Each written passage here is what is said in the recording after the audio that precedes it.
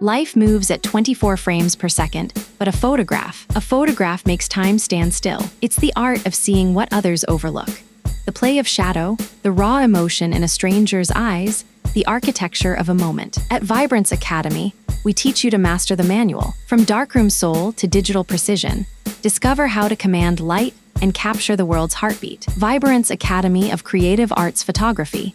Don't just take a picture, tell a story. The hallway stretched before the boy like the throat of some great, sleeping beast. Rows of identical blue lockers lined both walls, their metal surfaces catching the weak fluorescence that buzzed overhead. The air here was cold, not the cold of winter, but the specific, institutional cold of overactive ventilation, of spaces designed for hundreds of bodies that now held none. It raised goose flesh on the boy's forearms, beneath the thin fabric of his hoodie. He should not be here. Detention had ended 47 minutes ago. The clock in the classroom had said so, its red digits unwavering in their accusation. But the teacher had not returned.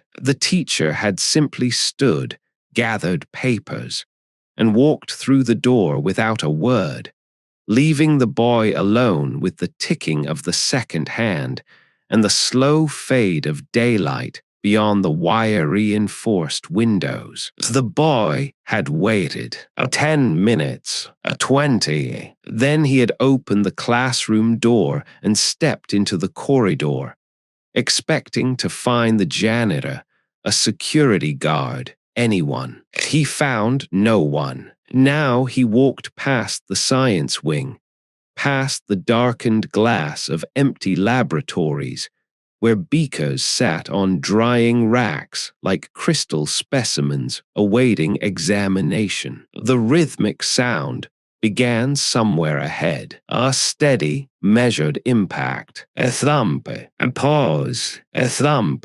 It came from around the corner, from the direction of the gymnasium. The sound of a basketball against polished wood. Someone was still here. Someone was playing. The boy moved toward the sound, his footsteps deliberately soft against the linoleum. The thump continued, unwavering, perfectly timed, a metronome of leather and air. He reached the corner and peered around it. The gymnasium doors stood open. Beyond them, darkness pooled, interrupted only by the faint emergency lights that lined the baseboards. The thump echoed from within, louder now, each impact sending a small vibration through the floor that the boy could feel through the soles of his sneakers. He approached the doorway. The sound grew. A thump, a thump, a thump.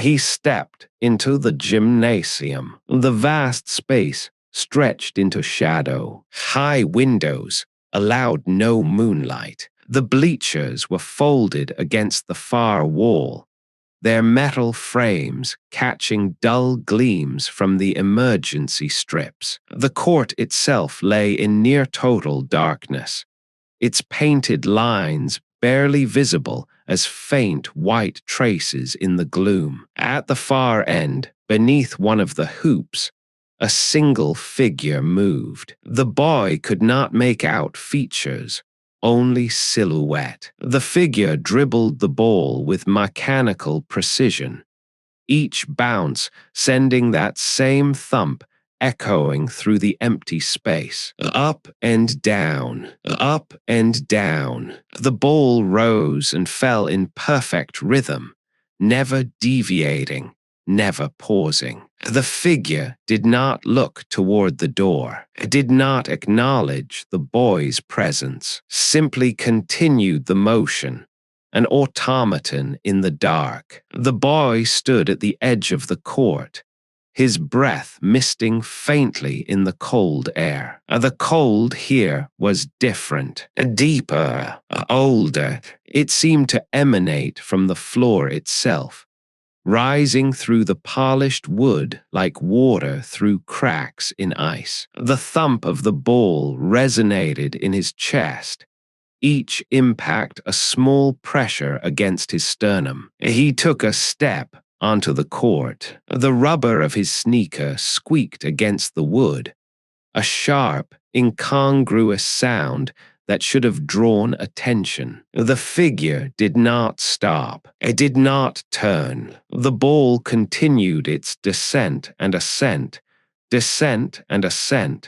a pendulum swinging in the dark. Another step. The boy's eyes were adjusting now, picking out details the darkness had hidden. The figure wore a jersey, though the number was illegible in the gloom. The shorts were dark. The arms moved with fluid precision, each motion identical to the last. And yet something was wrong. The proportions seemed off. The legs too long. The torso too narrow. A distortion in the silhouette that the boy's brain struggled to resolve. A thump.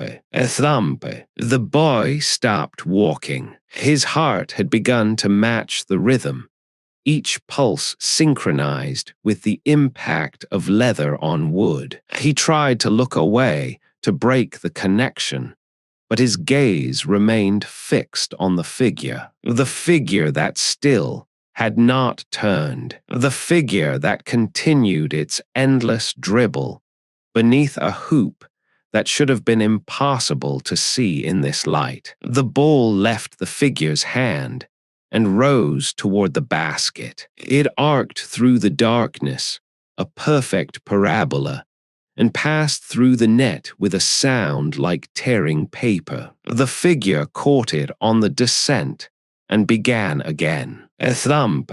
The net swayed gently, though no air moved in the gymnasium. The boy's hand found the door frame behind him. The wood was cold and rough beneath his fingers. He pulled himself backward, one step, then another, his eyes still locked on the figure that would not turn. The thump continued, unwavering, filling the space with its insistent rhythm. He was at the door now. The corridor behind him lay dark and empty, the emergency lights painting their thin amber lines along the baseboards. He turned to flee. Behind him, the thump stopped.